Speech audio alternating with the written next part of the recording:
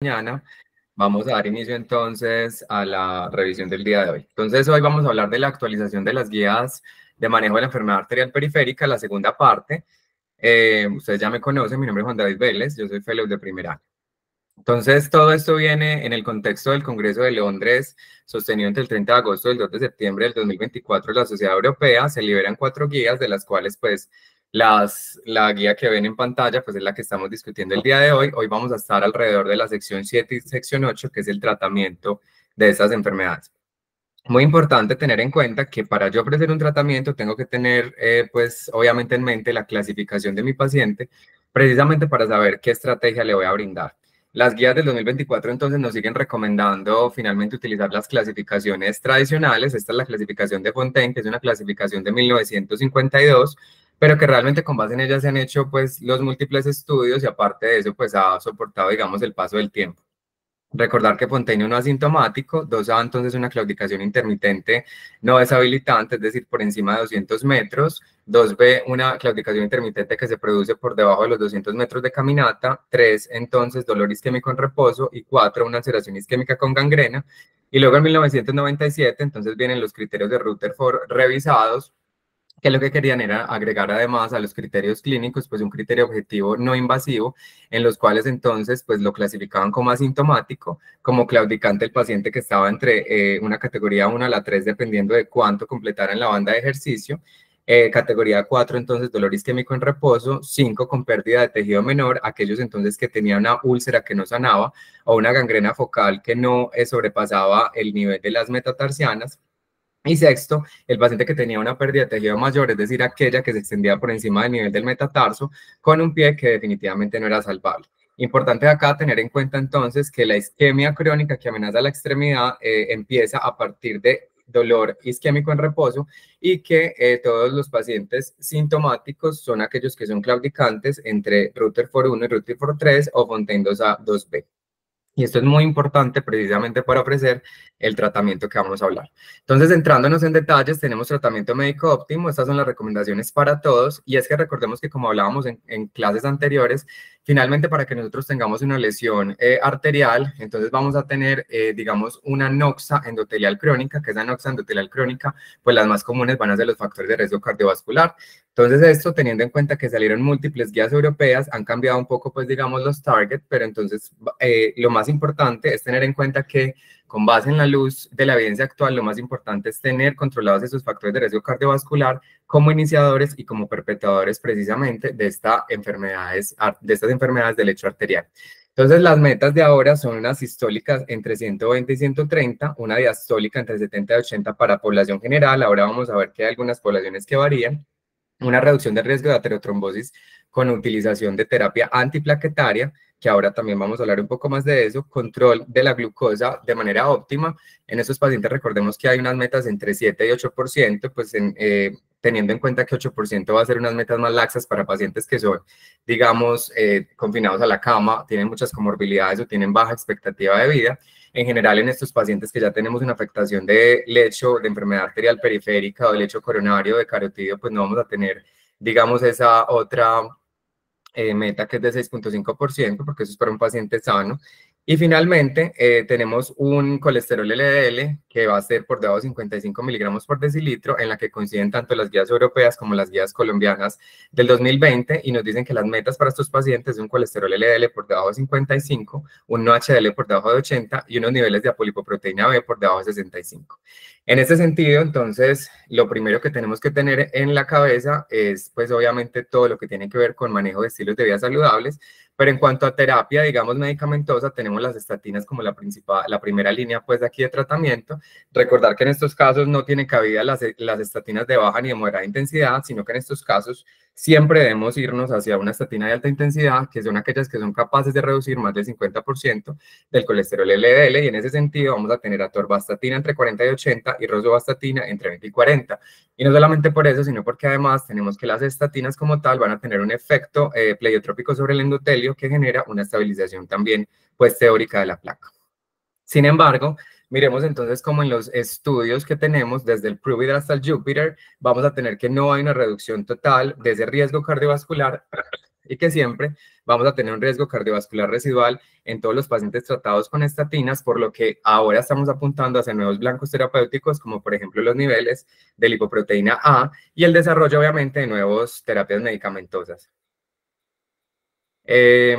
Aquí entonces lo que hacemos es un control en 8 a 12 semanas. Si definitivamente descartamos que no hay problemas de adherencia ni intolerancia, pues ya lo que hacemos es que entonces combinamos con otras estrategias. Lo que se nos recomienda es entonces el uso de ezetimibe, que impide la reabsorción de colesterol, y eso ya ha sido evaluado en múltiples estudios en donde hay reducción de los niveles de LDL e impactos a nivel cardiovascular, con algo muy positivo, y es que no hay diferencias en efectos adversos relacionados, y tampoco hay, digamos, problema con pacientes con enfermedad renal crónica, disfunción hepáticas, y no va a aumentar el riesgo de síntomas musculares relacionados con las estatinas, por lo que le damos una cara feliz.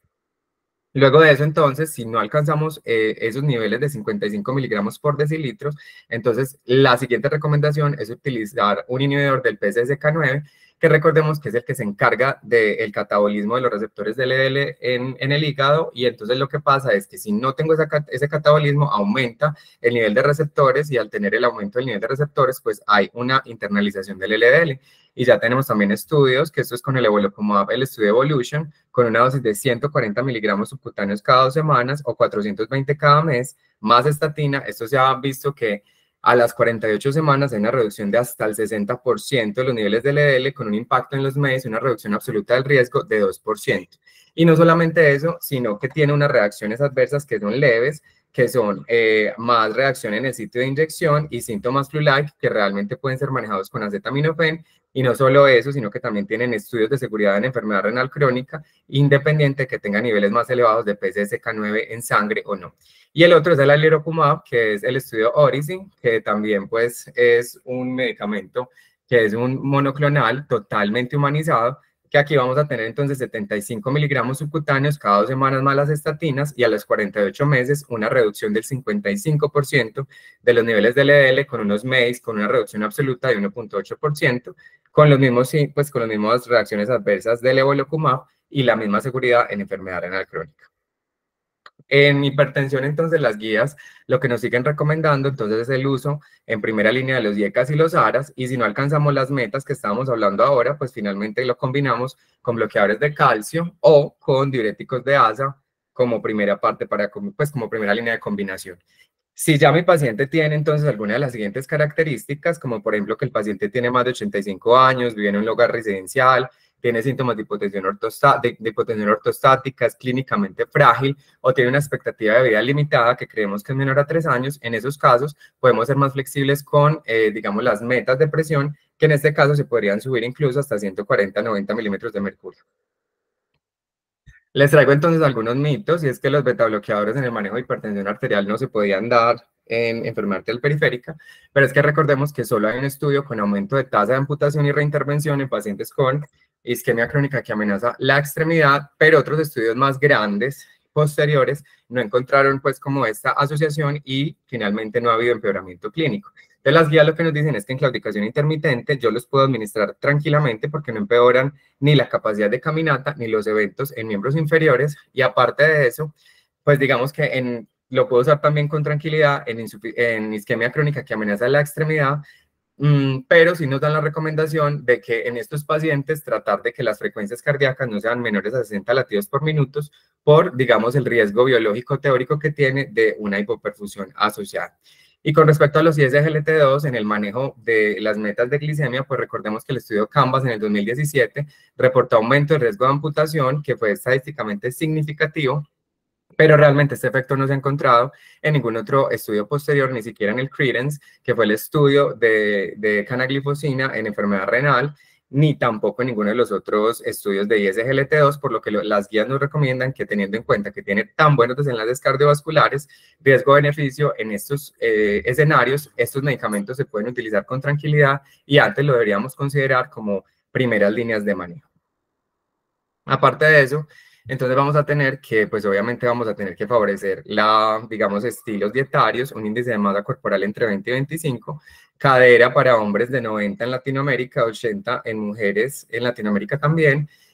y un ejercicio que sea de intensidad leve a moderada. Evitar obviamente el consumo de tabaco y alcohol, y aquí hay una recomendación que me parece que me llama la atención, que es, que es limitar el ejercicio isométrico en enfermedades aórticas. Pues realmente me parece que es para tomar con pinzas porque realmente los estudios no han demostrado que los ejercicios isométricos aumenten la progresión de enfermedades aórticas ni tampoco la progresión de enfermedad de válvula bicúspide aórtica. No sé si de pronto se están refiriendo ahí a los ejercicios del core, pero los ejercicios del core tampoco han demostrado pues que ha habido progresión y eso es, digamos, importante tenerlo en cuenta porque los ejercicios isométricos son ejercicios que utilizamos mucho en recuperación de sarcopenia y pues si se ponen estas recomendaciones en las guías, tal vez se vayan a usar, digamos, con más precaución y eso puede impactar el gran beneficio que tienen estos pacientes. Las guías, pues, gracias, nos recomiendan el uso de cocaína y otras drogas estimulantes. Aparte de esto, entonces, con las nuevas aplicaciones, también se nos recomienda inicialmente hacer algunos modelos inteligentes, como el modelo SmartReach para prevención secundaria. Ella entonces nos va a calcular el riesgo libre de eventos cardiovasculares, el riesgo a 10 años y el riesgo de toda una vida cuando empezamos el tratamiento. Y aquí entonces nos dice cuántos años ganamos si utilizamos si empezamos el tratamiento en cierto momento y cuál va a ser la expectativa de vida sin que nuestro paciente tenga un evento cardiovascular. Aquí entonces las guías nos dejan este link para que ustedes lo puedan investigar y lo puedan practicar en sus pacientes. Esto realmente pues es un registro muy grande que también tiene alguna representación de Latinoamérica, no tiene pues Colombia directamente, pero sí tiene pues 1.931 pacientes en Latinoamérica, tanto el estudio SMART como el estudio REACH, y por eso pues digamos que aunque no está validada, puede ser un método para utilizarlo pues en un primer momento con nuestros pacientes. Lo siguiente entonces es el ejercicio. Aquí les traigo el estudio CLEVER, que es un estudio aleatorizado con observador cegado y multicéntrico. Aquí buscaban mirar finalmente cuál era el cambio en la duración máxima de caminata en un test de banda graduada y se incluyen 111 pacientes que tuvieran enfermedad ortoiliaca diagnosticada por múltiples métodos y excluyendo todos los que tuvieran una isquemia crónica que amenaza la extremidad y aquellos que por alguna razón no pudieran caminar. Aquí comparan un manejo médico óptimo, que recordemos que este es un manejo viejo del 2005, en donde tenían silostazol 100 cada 12 más aspirina 100 al día,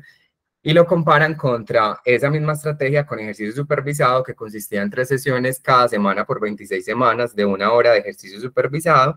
versus esa misma terapia médica óptima, pero ya no con ejercicio, sino con revascularización con stent. Esto fue un reclutamiento en 22 sitios de Canadá y Estados Unidos y inició en el 2005, inicialmente por 6 meses. Acá tenemos pues que en las características iniciales ACV tenían más los que hicieron ejercicio, pero el resto pues estuvo muy bien distribuido. Y finalmente, entonces lo que vemos es que tanto el ejercicio supervisado como la terapia con stent fueron superiores en cuanto a tiempo máximo de caminata comparado contra la terapia médica óptima, pero no hubo ninguna diferencia entre stent y ejercicio supervisado. Y en los puntos secundarios, pues sí hubo un retraso en el tiempo, pues en la distancia, perdón, de claudicación, cuando usamos tanto ejercicio supervisado como stent. Y no hubo ninguna diferencia pues con el ITB cuando comparábamos ejercicio supervisado contra terapia médica óptima, teniendo en cuenta que con stent sí había una ligera mejoría del ITB. A 18 meses esto se evaluó y sin embargo a 18 meses pues ya no se veía, digamos, ese beneficio del ejercicio sobre el stent a los 18 meses,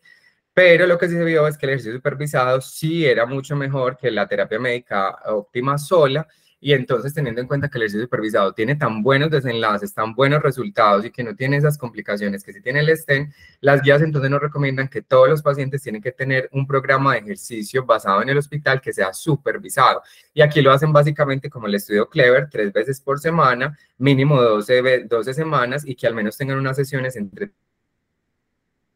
un ejercicio de intensidad leve a moderada y a diferentes niveles pues, de dolor dependiendo del paciente. Entonces, pues digamos que esto es lo ideal porque va a reducir síntomas, aumenta calidad de vida, mejora la caminata, disminuye el riesgo cardiovascular y mejora el estado funcional. Pero si mi paciente no puede hacer esto por alguna otra razón, lo siguiente sería hacer un programa de ejercicio basado en la casa que sea supervisado. Y en estos casos, entonces, pues digamos que no tiene tan buen resultado como el que es en el hospital, pero va a ser mucho mejor a que mi paciente no haga absolutamente nada. Estos ejercicios en casa también es básicamente lo mismo, 12 semanas, pero aquí lo que se hace es que al paciente se le pone a hacer unas caminatas, inicialmente 20 minutos en las primeras 2 semanas, y luego de ahí cada 2 semanas se sube la duración de la terapia 5 minutos hasta que el paciente pueda tolerar una caminata de 45 minutos. Los ejercicios normalmente se interrumpen si el paciente tiene una claudicación que sea moderada grave, pero como, digamos, muchos pacientes van a decir, no, yo no voy a hacer esta terapia simplemente porque me duele mucho. Entonces, lo que nos dicen las guías es que definitivamente si mi paciente no tolera una actividad moderada o leve, en ese caso, entonces lo que yo debo hacer es que el paciente simplemente me haga una caminata y con esa caminata, así no llegue a una intensidad moderada o alta, pues igual está impactando en algunos resultados. Entonces, con base en esto, se hacen unas guías en el 2024, que estas guías son precisamente para ejercicio en pacientes con enfermedad crónica sintomática, y aquí lo primero que hay que hacer es mirar cuáles son las contraindicaciones absolutas, que son síndrome coronario agudo en los últimos 2 días,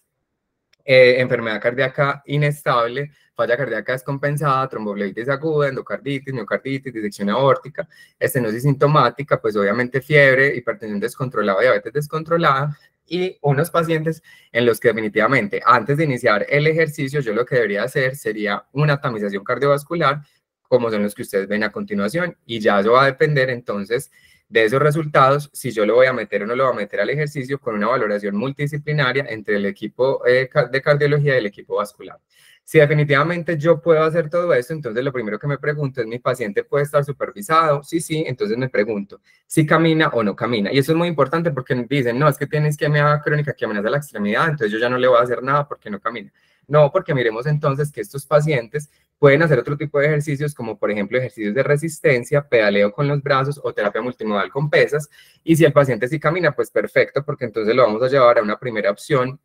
de caminata, bien sea en banda o bien sea en terreno. Si el paciente definitivamente no puede hacer esto, que se vaya a un ejercicio en casa, generalmente mejor pues que sea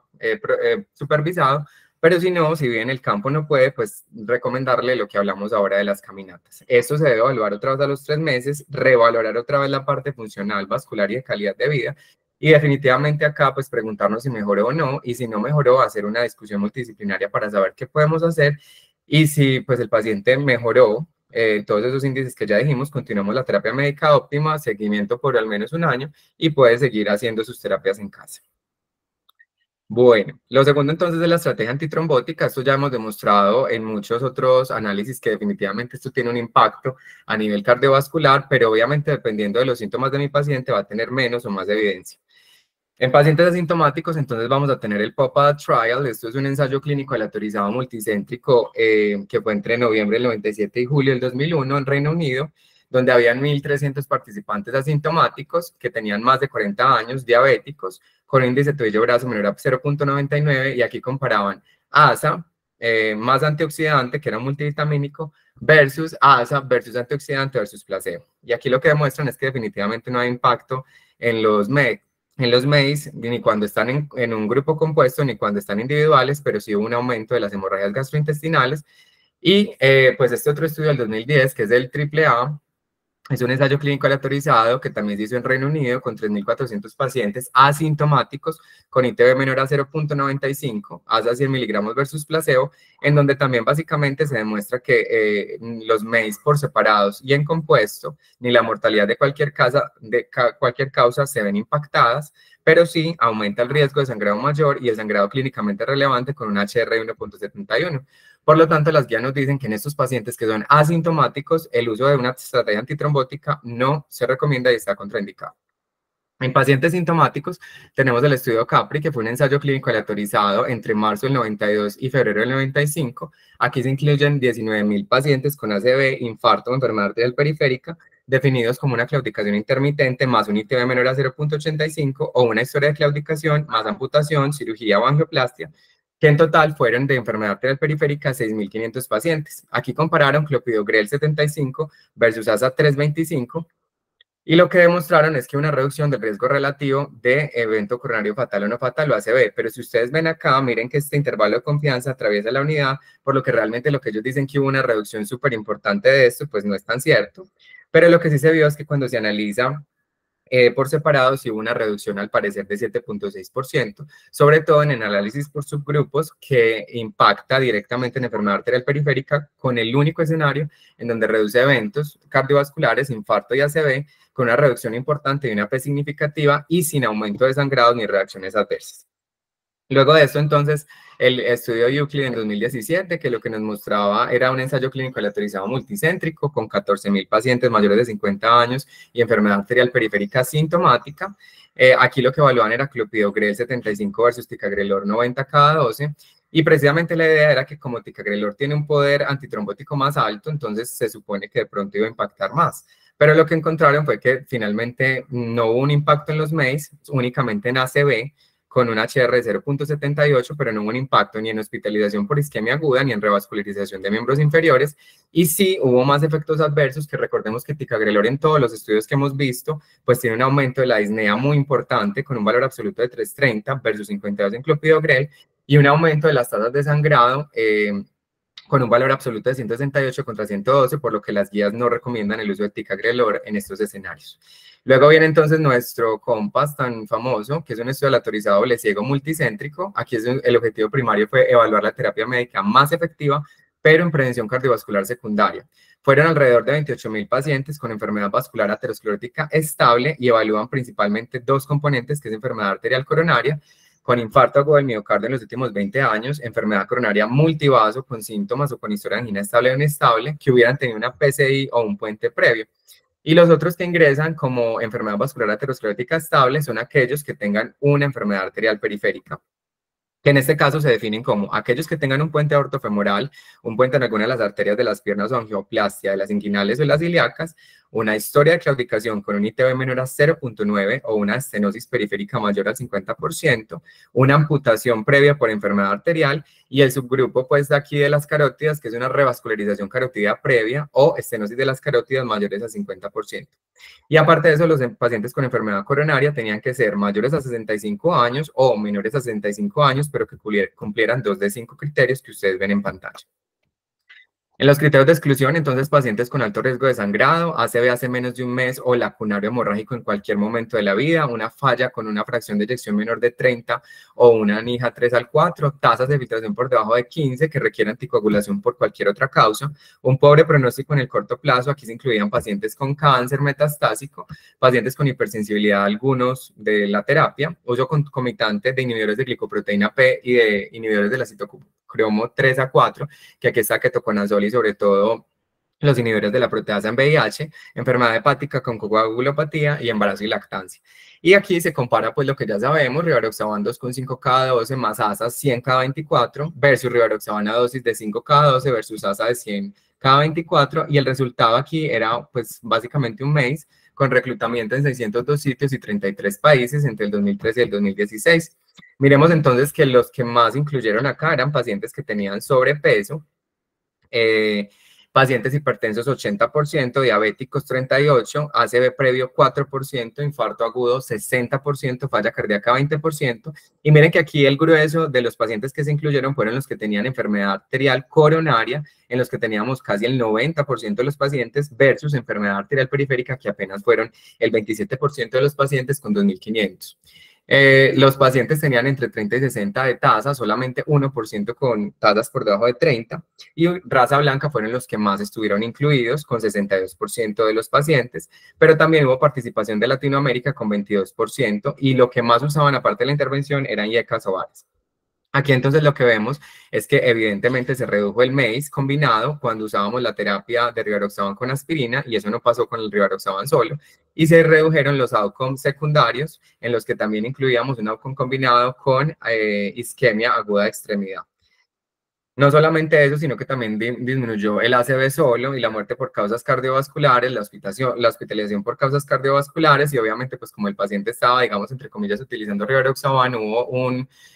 desenlace en el cual pues redujo la tromboembolia venosa, aunque no fue estadísticamente significativa. Miremos entonces cómo acá se reduce entonces el acumulado del riesgo cardiovascular con un HR de 0.76, o sea, una reducción casi del 24%, pero lo que sí se presentó eran sangrados mayores estadísticamente significativos que requirieron más transfusiones en 48 horas y sangrados menores. Aquí los sitios de sangrado mayor más comunes fueron gastrointestinal, seguido por piel,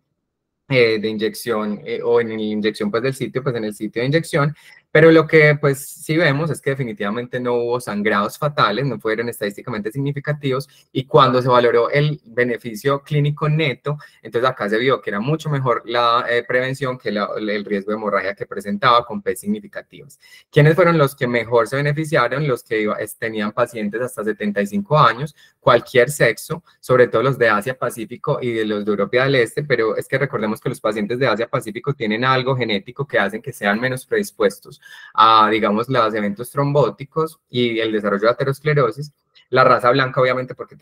tenían muchos más participantes, el peso más de 60 kilos, y finalmente todos los que tenían estos otros antecedentes de alto riesgo de comorbilidades, hipertensión, dislipidemia, diabetes, enfermedad coronaria y periférica, todos tuvieron un impacto y tuvieron PES de interacción muy alta, lo que quiere decir que no hubo ninguna interacción.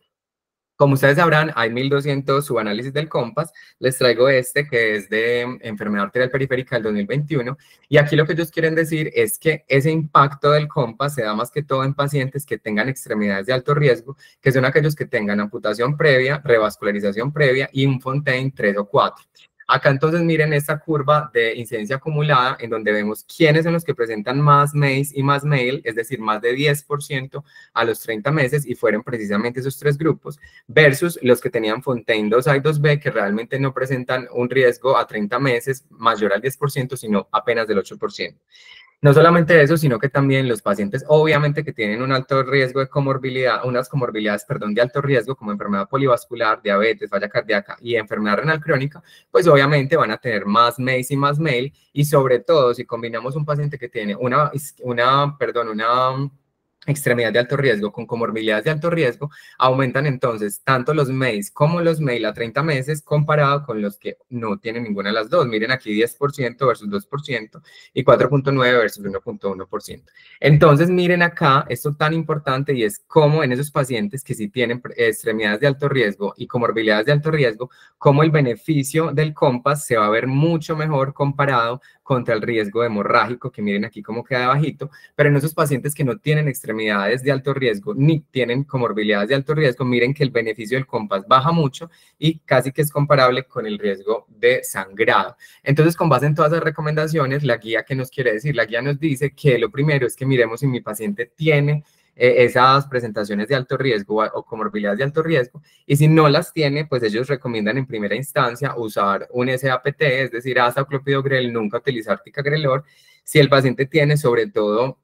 presentaciones de extremidad de alto riesgo o comorbilidad de alto riesgo sin mucho sangrado, entonces ASA, margeroxaban, es decir, COMPAS, y si requiere anticoagulación, monoterapia. Acá, pues, la guía no lo dice, pero acá se podrían incluir pacientes en los cuales tengan bajo riesgo de sangrado en esta primera parte para utilizar terapia COMPAS realmente, porque pues no hay ninguna contraindicación absoluta para su uso. Después de esto, entonces, las guías nos dicen que finalmente sigamos evaluando al paciente dentro de 3 meses después de haber instaurado ese ejercicio que les conté y esa terapia médica. Y si a los 3 meses el paciente nada de nada, nada de nada, o sea, sigue con muchos síntomas o con una alteración de la calidad de vida, ahí yo debo considerar la revascularización. Esta estrategia de revascularización sale realmente de este estudio, que es el estudio SUPER. El estudio SUPER es un ensayo clínico aleatorizado de superioridad muy parecido al CLEVER, y es terapia de ejercicio supervisada contra revascularización endovascular. Buscan evaluar lo mismo, caminata máxima y VascuCall, y aquí incluyen 240 pacientes que también tuvieran claudicación incapacitante, es decir, por debajo de los 200 metros, que tuvieran una estenosis mayor del 50% o una oclusión de la ilíaca común. Se excluyen básicamente los mismos que hemos hablado, y el reclutamiento es entre noviembre del 2010 y 2015 en Países Bajos. Y miremos que básicamente son los mismos resultados del CLEVER, en donde hay un impacto inicial del ejercicio, pero luego a los 12 meses se igualan. Pero aquí lo más llamativo de este estudio es que las tasas de reintervención son obviamente pues más altas en el paciente que tiene un ejercicio supervisado versus el que no tiene una revascularización. El tiempo libre de intervención, miren aquí cómo es menor en los pacientes que solamente estaban con ejercicio versus los que no. Entonces, a raíz de acá, ellos nos dicen que siempre debo iniciar con una estrategia de ejercicio supervisado y debo aceptar un porcentaje de que eso va a fallar por lo menos en el 30% de los casos. Y si esto ocurre, pues yo ya debo discutir con mi paciente si lo revascularizo endovascular o no, pero siempre hay que advertirle que realmente la efectividad de estas intervenciones únicamente para síntomas dura solamente alrededor de 2 años, porque ya los estudios Erase y Ironic nos dijeron que finalmente todos estos beneficios sobre síntomas desaparecen alrededor de los 5 años.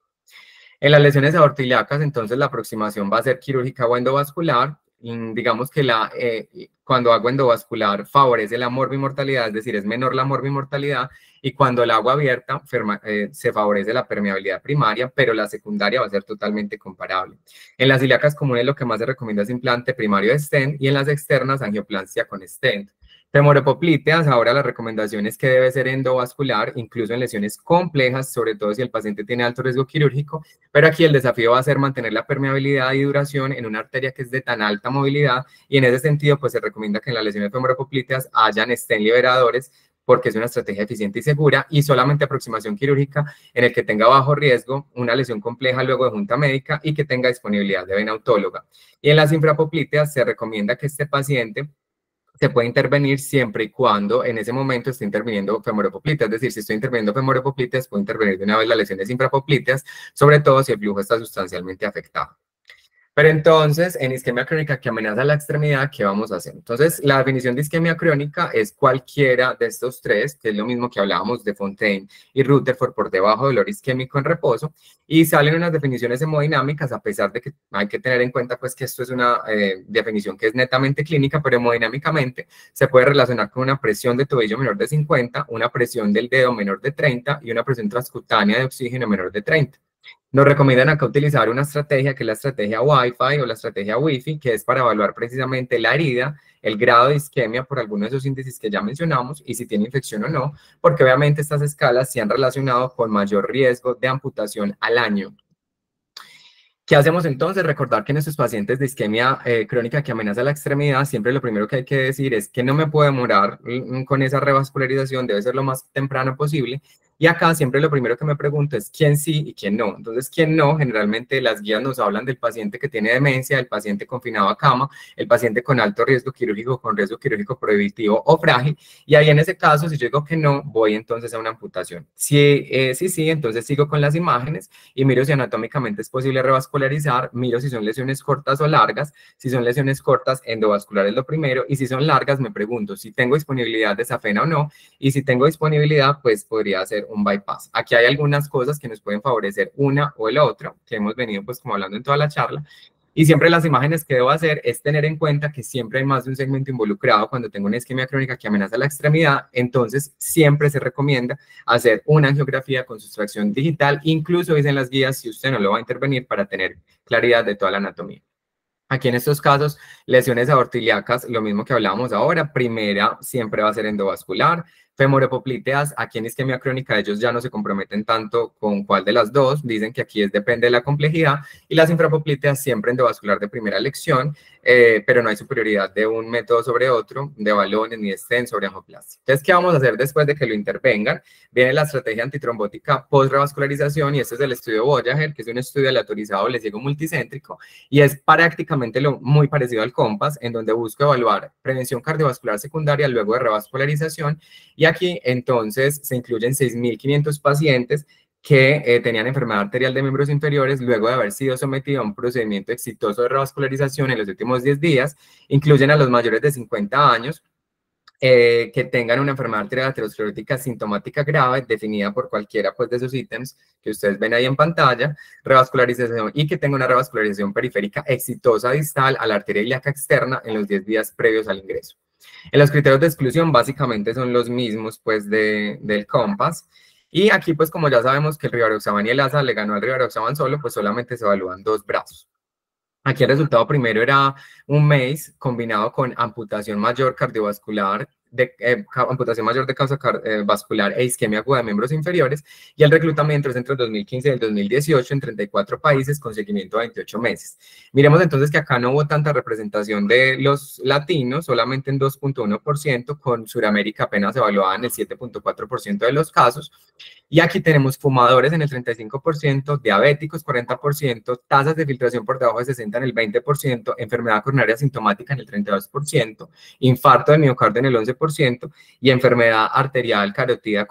conocida en el 8.6% de los casos. Teníamos un índice de tobillo-brazo medio de 0.56 y una historia de amputación en el 6% de los casos. Y a pesar de que, digamos que en estos casos siempre decimos que esto es endovascular, realmente si nosotros miramos el estudio Voyager también incluyó revascularización quirúrgica, aunque en menor medida, pero estaba representada en el 35% de los casos con 1.200 pacientes, y la medicación aquí más utilizada después pues, de la intervención es la estatina.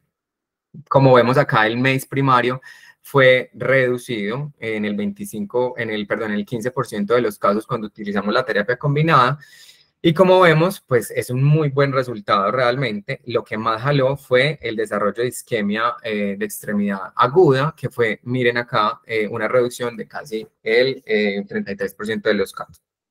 En los outcomes secundarios, pues impactó en todos los outcomes secundarios, todo lo que tiene que ver con el MACE combinado de isquemia aguda de miembro inferior, amputación vascular de cualquier causa, infarto agudo del miocardio, ACV o muerte por enfermedad coronaria lo impactó. Y aparte de eso, pues aquí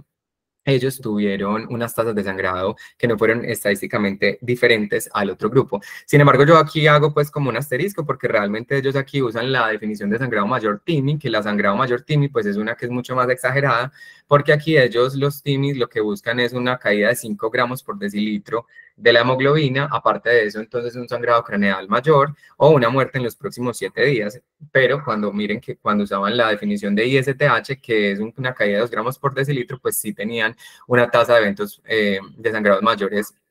que sí era mayor comparada con el otro grupo. Pero realmente pues sangrado fatal no hubo pues como diferencias. Entonces aquí lo que nos dice la guía es que si yo tengo una revascularización endovascular, entonces lo primero que me pregunto es si ese paciente necesita por alguna razón una anticoagulación de tiempo pues extendida. Entonces sí, entonces miro el riesgo de sangrado. Si es muy alto, simplemente le dejo su anticoagulación. Y si el riesgo de sangrado no es alto, entonces entre 1 y 3 meses a la anticoagulación le agrego una terapia, pues una SAPAT, que es un antiagregante.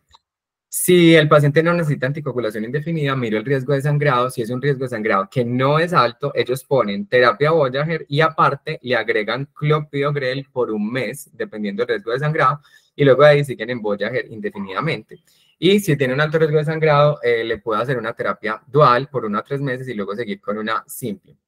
¿Quiénes son los de alto riesgo de sangrado? Pues ya los conocemos: tasas de filtración por debajo de 15, síndrome coronario agudo en el último mes, ACV o AIT, hemorragia intracraneana, sangrado activo clínicamente significativo. Y aquí les dejo entonces las recomendaciones finales que finalmente son entonces para revascularización endovascular y abierta. Sigue siendo la primera terapia Voyager, pero si hay algo, aquí pues les dejo esta en rojo. Hay algo importante y es que hay algunos escenarios en donde nos sigue pareciendo que el riesgo trombótico es alto, pues o el riesgo de que se dañe esta terapia de revascularización es alto, como en un conducto vascular protésico, en un puente sobre todo que sea infrapoplíteo, que el conducto no haya quedado bien, que tenga una pobre permeabilidad postoperatoria, es decir, un runoff alto, que el paciente tenga lesiones extensas o que tenga una pérdida masiva de tejido. Ahí en esos casos pues sí queda la duda de que definitivamente qué hago. Las guías no son pues como tan incisivas ni nos dicen tanto, pero lo que nos dicen es que intensifiquemos la terapia. Y en esa intensificación de la terapia sigue siendo la estrategia Voyager la primera alternativa. Hay un estudio que se llama el estudio Caspar-Like, que ese estudio lo que nos muestra es que a 5 años del Voyager, estos, digamos que son escenarios de alto riesgo, digamos que tienen una protección con esa estrategia, pero son resultados que son simplemente observacionales. Luego de eso, la guía nos dice que si no vamos a usar Voyager, pues podríamos usar warfarina INR entre 2 y 3. Recordemos que los estudios con warfarina en este contexto no han tenido un impacto realmente en la permanencia, pues o en la permeabilidad del stent, solamente en el análisis por subgrupos, que realmente pues no nos dice nada. Y lo tercero es una terapia de APT, que esto definitivamente queda de tercero porque el estudio CASPAR, que es el estudio de clopidogrel y ASA en este contexto, dice que definitivamente no mejora la permeabilidad en estos casos. Para ir terminando entonces las otras terapias que todos recordamos, silostazol, que es inhibidor de la fosfodiesterasa 3, aumenta niveles de AMP cíclico, producción de óxido nítrico, angiogénesis y tiene un efecto antiplaquetario, y precisamente por eso se debería combinar con precaución con otros antiplaquetarios anticoagulantes. El estudio Castle nos dijo que aumentó el riesgo de sangrado hasta 2.5%. La dosis que se ha utilizado es entre 100 miligramos cada 12 horas, y aquí ha impactado básicamente pues distancia de caminata, reducción de riesgo de amputación, restenosis, pero no ha impactado realmente MACE ni riesgo cardiovascular, contraindicado en insuficiencia cardíaca descompensadas y genera palpitaciones, mareo, sangrado, diarrea. Y finalmente, el nafthidrofuril oxalato, que es un agonista inverso del receptor de serotonina, 200 miligramos cada 8 horas, lo mismo, no ha impactado en MACE, y pues realmente las guías no lo recomiendan o únicamente se recomiendan en caso de que el paciente por alguna u otra razón no pueda utilizar pues como las terapias estándar del manejo médico óptimo actual.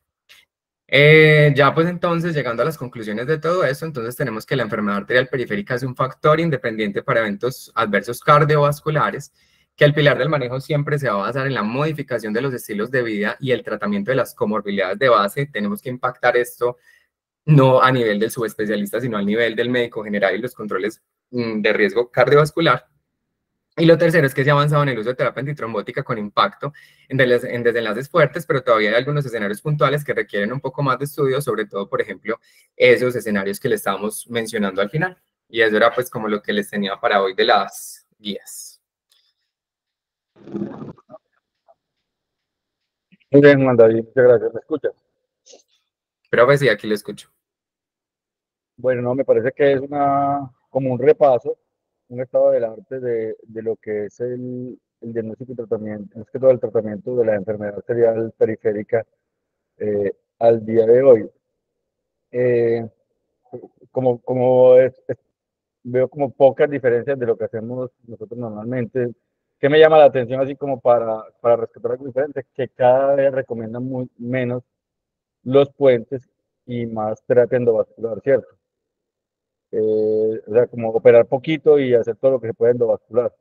Profe, sí, en este momento, pues básicamente todas las recomendaciones son, y todas las lesiones, e incluso hasta las infrapoplíteas, todas las recomiendan endovasculares muy poco abierto, muy poco, digamos, escenario abierto y solamente para pacientes que tengan lesiones complejas con riesgos quirúrgicos que sean bajos. Por eso es Entonces, como sí, para el paciente que no tiene anatomía para hacerlo endovascular prácticamente. exacto, sí, profe. Básicamente porque incluso ellos dicen que hasta lesiones complejas y esos metaanálisis, profe, nuevos que salieron que hablan de lesiones TASC 2 que son categoría C y categoría D, que son lesiones de más de 10 centímetros, estenóticas y oclusivas, incluso ellas dicen que se benefician más de terapia endovascular y sobre todo le dan pues como más puntos extra porque obviamente no tienen un impacto en el riesgo de morbimortalidad de esos pacientes, que ellos dicen que ya de por sí son pacientes que obviamente son muy comórbidos. Hazme un favor, ¿cómo traer la diapositiva esa que mostraste ahorita terminando de donde recomienda la warfarina para los puentes de riesgo? Bueno, profe, pues realmente no es que la recomienden, o sea, realmente es una terapia de segunda línea en caso de que no pueda poner la terapia Voyager, pero las guías recomiendan Por eso, realmente, pero es que si la terapia voy a está contraindicada, con más razón, está contraindicada. no O voy sea, a poder utilizar, claro, no voy a poder exacto. utilizar warfarina. Entonces, Porque profe, está acá contraindicada la terapia voy a hacer por el riesgo de sangrado, ¿cierto? Y entonces un paciente que tiene alto riesgo de sangrado, pues ¿cómo le va a poner warfarina? sí, exacto. Pues ahí realmente ellos no son como muy específicos en eso. Ellos dicen que hay estudios, pero yo estuve revisando realmente los dos estudios que hay, que es el estudio Dutch-Boa y el otro estudio de warfarina en puentes, que lo que nos muestran, profe, es que realmente no, pues no, el uso de warfarina realmente no impacta en la